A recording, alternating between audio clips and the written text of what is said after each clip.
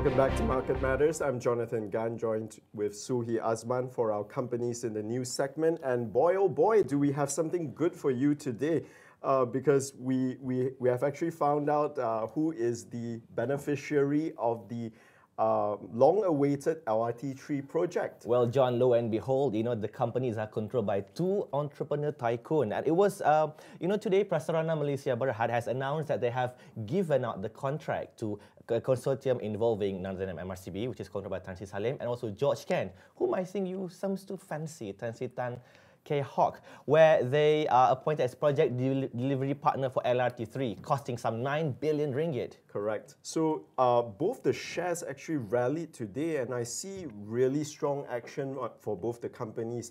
We see an 18% gain in terms of shares. But of course, the project is a 36 km long LRT project that will link Bandar Utama to Klang with 25 stations.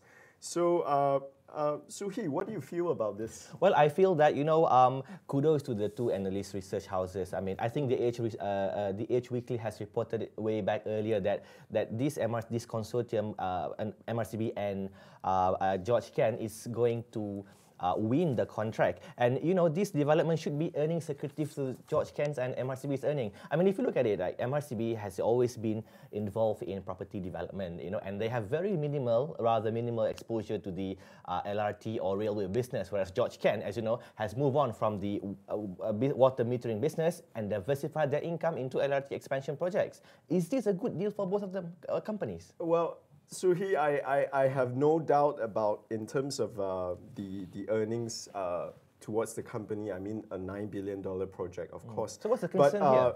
My concerns is that my concerns are actually regarding the expertise the companies bring, because George Ken in particular has received, they have received criticisms from oppositional parties before in terms of deals related to their previous LRT Ampang line extension. So, and also MRCB, we don't see much of exposure in terms of railway construction. So prior to this, right, opposition lawmakers have actually come up to criticize George Ken in what they call an Alibaba culture, which is the practice of awarding contracts to less than to close associates who are close to those in power. But now, with their experiences in the LRT Ampang line, don't you think that they are able now to stand on their own 2 feet and start, developing their human resource talent to make sure that the contracts can be done in-house rather than giving out to others out there?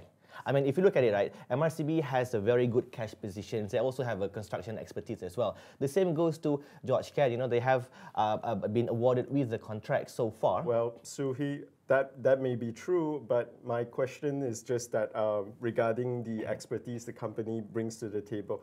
And of course, I have no doubt that these two companies will perform well in light of the development. Indeed, we've seen 18% gain in their share price, I think it's going to be much higher next week. That's all we have today on Market Matters. For more details, log on to theedgemarkets.com or pay 30 ringgit to subscribe to our Digital Edge Daily or The Edge Weekly. I'm joined together here by Nadia Hassan and Sulhi Azman. I'm Jonathan Gan. Good night and good luck.